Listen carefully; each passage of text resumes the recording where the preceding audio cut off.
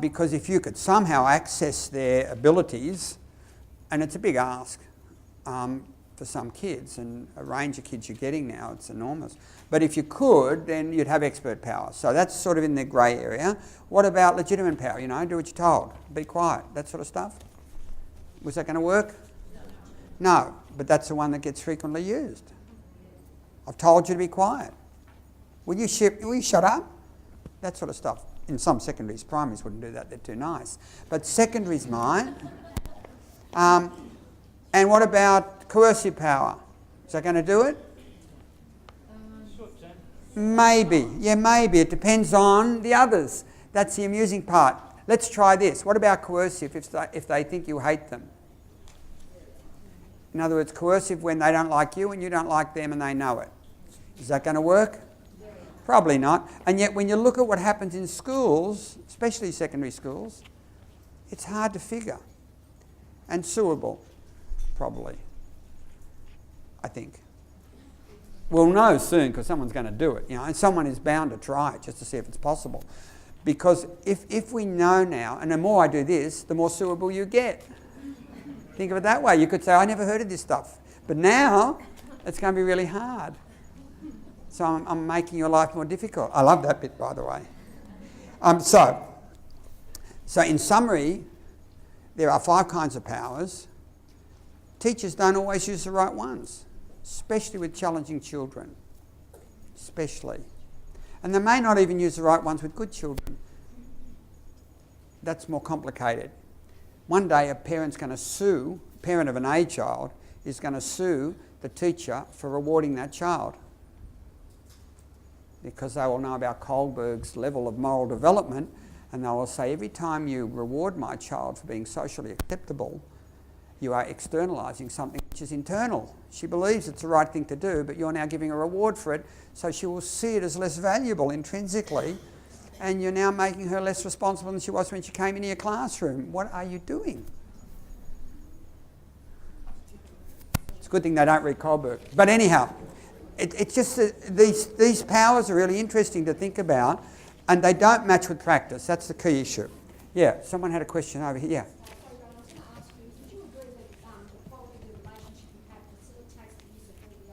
Absolutely. My feeling is without a relationship, none of the powers are going to work really well.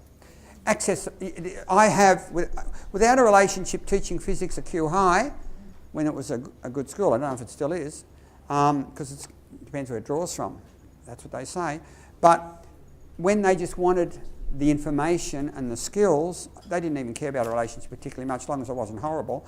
So if I was just okay, but could get them the information, so if I gave them expert, that was enough for them. But most schools, they want a relationship with their teachers, especially primary, obviously. But it also depends on the type of relationship. Yep. You can't have kids who want to be your friend or teachers who want to be your friends of kids, because that's not what our role is. That's right. And then when there's a few people in the staff that do that, Oh, yeah. it's much more difficult for everybody else. Thank you. Yeah, I've got to watch how I talk about relationship power, because you know when relationship power has gone too far, I was talking about this up the back there, that I went into some sort of alternative sites, and you see a teacher drawing on their relationship power and saying, look, do me a favour, how about you do this, let's try that, all this sort of stuff that people do in articulating it. But they were doing it for their own needs. They needed to connect to this child. And therefore, when the child didn't do the work they were meant to be doing, they weren't prepared to do anything about that either. So they sold out because they didn't want to jeopardise their relationship with the child. And so there comes a point where relationship can be a problem as well. So when you stop being professional because you need the relationship, that's a problem. And we can come to that. But I've seen so many interesting things in these 30 visits that could be analysed using this framework. But the framework's really powerful in its own way. I mean, it's saying to you, you need relationship power, you need reward power. You've got to play a bit easy with the coercive and legitimate power, and you've got to let them access the work so they can have some expert power. And yet that's not what really happens in my experience. Now that'll be a question I'll be asking, setting for homework. Is it happening in your school? Really? Look at the kids who are all isolated. What happens to them? And you'll come back and talk about this next time. We'll talk about what happens to them, because I don't know what happens to them in your school. But it could be a problem. Okay, any questions on this? Because it's a very simple thing, but it's really profound. Because what I'm going to do now is show you some research and we'll see if it fits. These are the studies I'm drawing on.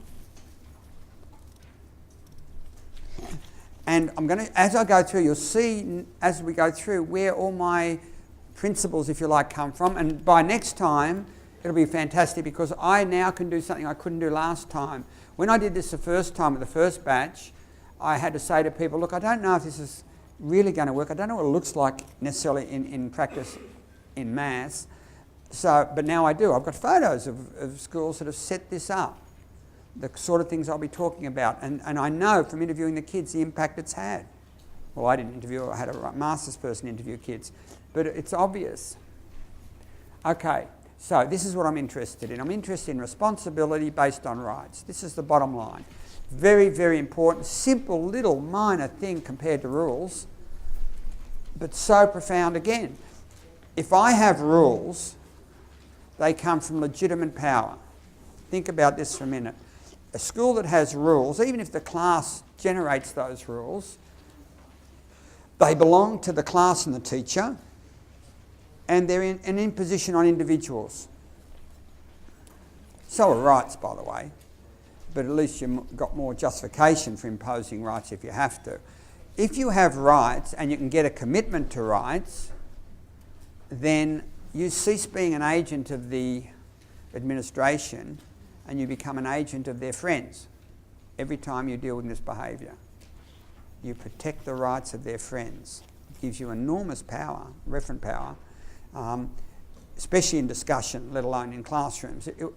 When you sit one-on-one and you say, look, the reason I did that was because I was concerned your friends were being distracted.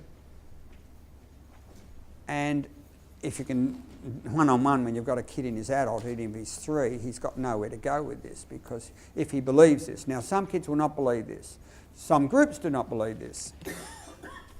Australian people and Constitution believe this. We believe that people have these rights. Okay, even if they're your enemy, even if your group has been at war with their group for the last 50 years, they still have rights. And that's not so, it sounds simple, but it's not so simple. I find it fascinating. I supervise Palestinian students, Saudi Arabia. I'm now the flavour of the month with the Saudis. And we agree to disagree over the Middle East because we can do that in Australia. And that's the joy of Australia. So these things are serious. There shouldn't be suburbs I can't walk in, but there are. And the same with Indian students, as you've been reading in your papers. So there are things that shouldn't be happening if these things are legit. And I think you may have read an article 2 days ago about some guy who was in a train and he had the nerve to actually phone the police. And then the group left, but they were being terrorised by a small group of people. And he believed strongly enough that he did something about it. Now that's a risk because, a couple of years ago someone got shot and killed doing that. But so there are limits to this, but it's really, really critical because the two responsibilities you have are not just to do the right thing. That's okay. It's not enough.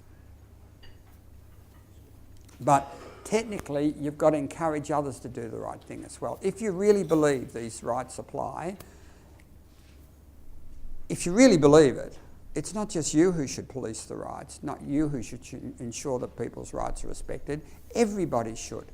So the trick becomes, how do I get that message out there to grade 3? How do I train them in this process? And that's what I've been watching teachers do, and it's so clever. Teachers are so clever at doing what I can't do. That's the creative stuff. The tricks they come up with to make people think about it. One teacher even has a continuum of how responsible I feel today, and every time I come in I've got to take my photo, and I'll show you a photo of this, and place it somewhere along this continuum. So every day I'm forced to think about how responsible I am.